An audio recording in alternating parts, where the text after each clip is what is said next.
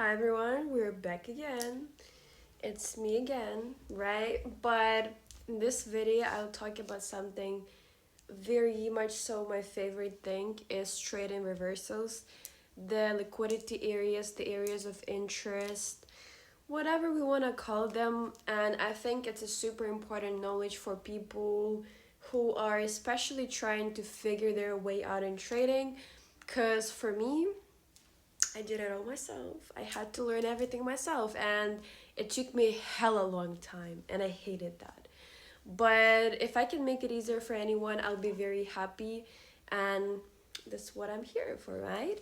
So we're gonna talk about these things in this video because liquidity areas are usually turning points in the market, and these areas can give you one of the highest probability traits, the traits that are gonna play out with a really high probability. Okay, I hope that makes sense. So with that being said, let's just take a look at the charts because I think it's just better to show you guys than just talk about it. And first things first, okay, so here we are currently on Solana, and I will upload a video about this specific trade later once I see any other significant movements on the market, because I started recording like a live analysis of this video, so I'll post it I think after this video, because for now I don't have all of the confluences, but I already talked about whatever I saw on the chart. So but that doesn't matter now, okay? I'm not gonna be trying to like talk some nonsense here about things that we're not supposed to talk about in this video. So about the liquidity pools, areas of interest. So first things first, for people who don't know yet or whatever, I do trade on crypto for the most part, on Solana specifically, and I do use support resistance, and in my opinion this is one of the best thing you can use for specifically crypto. um why, you may ask? Because it just market moves like that, and I will show it to you why it's best to trade support and resistance. Now some of y'all may call it differently, but it doesn't mean it doesn't work. So why this is a support area? Okay, this is a support area because we had few touches. The price has come to this level, this one that I have marked up with the blue line. I'm gonna change the color for you guys so y'all can see better. Now this purple line is our support area, right? So with that being said, this is our area of interest because the price has been here once, came back to this area twice, and now we're here 3 times. Okay, so this shows that this is a significant area, because why would the price come back here so many times? For no reason? No, right? And why is this area so important is because the more times the price comes back to the same area, the kind of weaker it gets. Okay, so as we say in trading, the more the area is getting tested or retested, the weaker it gets. So, and since we have a lot of touch points on this area, that makes it a pretty good liquidity area, meaning people will be having stop losses like all the way here, just showing you an approximate range, just to say that there are stop losses of other traders, meaning there is capital in market needs to collect the capital to gain more fuel and to continue moving, let's say, to the opposite side, to gain more momentum. Because when the price collects stop losses or collects more capital, it gains more momentum. Basically it's like a manipulation phase. Okay, again, you may call it liquidity sweep, you may call it manipulation, but it's literally the same concept. Okay, so the market, let's say here, to show you a good example, so we did have these like 1-2 touch points, right? Now we see the price went all the way past these 2 touch points, and it manipulated people and it stopped them out. So it means it collected the liquidity and it gained more capital and hopefully gains more momentum to reverse to the upside. Okay, now we're not gonna be swearing about the fact that it's gonna 100% reverse to the upside if it sweeps liquidity, it still may continue sometimes to, let's say in this case, to the downside.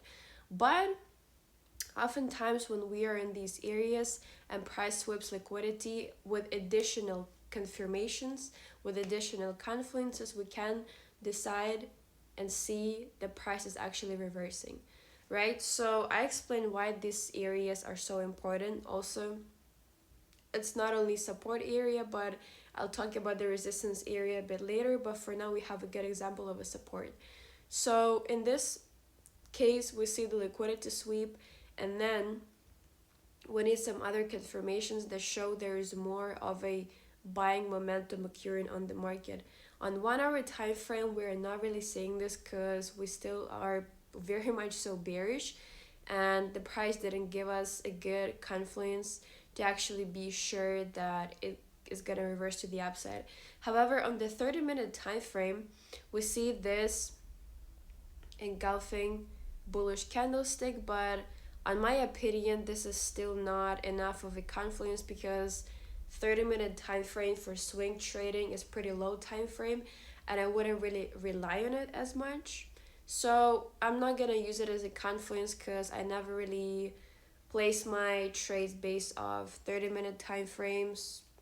I don't want to.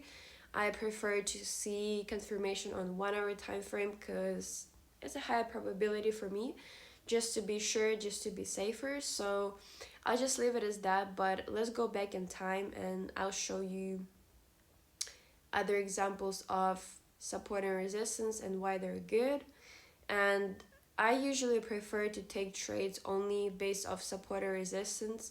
Why? Because these areas are the most significant, and I don't really like to hop in trades like on the continuation of trades, even though I do sometimes, but still I don't really like it like that, you know. So that's another good example of support area. We can see here the price has touched the same area 1, 2, 3 times, and we then see like a pretty steep move down here, this one, and it leaves a shadow, meaning it has swept the liquidity with this candlestick.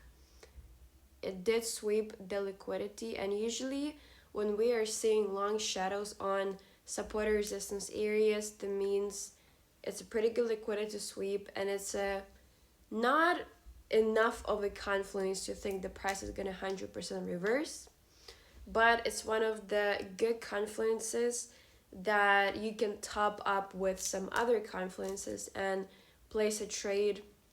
For example, in this case, a long position, right? So if you're seeing long shadows on support or resistance areas, you may start considering that the price may reverse from there, okay?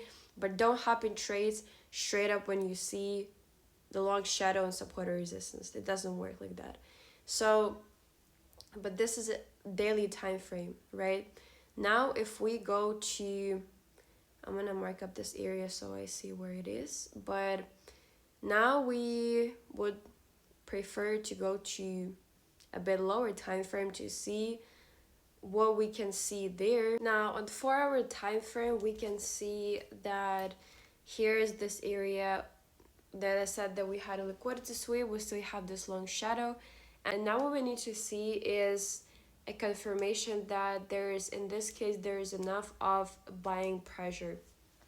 So the way we can see this is a break of structure to the upside, or let's say an engulfing candlestick, or generally just any significantly big bullish candlestick. So here in 4-hour time frame, I'm gonna say this could be our identification that we could probably place a long position from here, but me personally, I wouldn't do this because it's still not really enough for me. And I would probably, if I was gonna place a trade from the 4-hour, I would probably do it like that. And I know maybe the risk management is, I mean, I think it's good, but some people would prefer to place a trade a lot earlier, but I would say I prefer to play it a bit safer in this case. So for me, this would be an enough of bullish momentum, so I would do something like that. Okay, and I think it's not a bad ratio. I would definitely move my stop loss when I saw the price moving higher and higher. I would just move my stop loss below here. Some people might have placed it straight up from there, but I still would prefer to place it below the support area just to make sure, because we never know what the market presents us, right? So this is what I usually do to trade reversals. I find, let's say, like in this case, support area, the price, where the price has touched that area multiple times, I mark it up, and then I wait for liquidity to sweep from that area, and then a confirmation of enough of, let's say, if it's a reversal to the upside, a confirmation for a strong buying momentum, or if it's confirmation for a sell position, enough of selling momentum. Okay, so I hope that makes sense. And the reason why I place my TP here is because this area is also an area of our interest, because this is a resistance area, and we see the price has touched this area 1, 2, 3 times here, so it makes it a resistance area. And I place my take profit here. We see the price went all the way up here, and this one is also another resistance area that I have marked out. But yeah, we could have taken a profit all the way here, but again, not to be greedy, we place it here just to make sure, and it plays out pretty good. So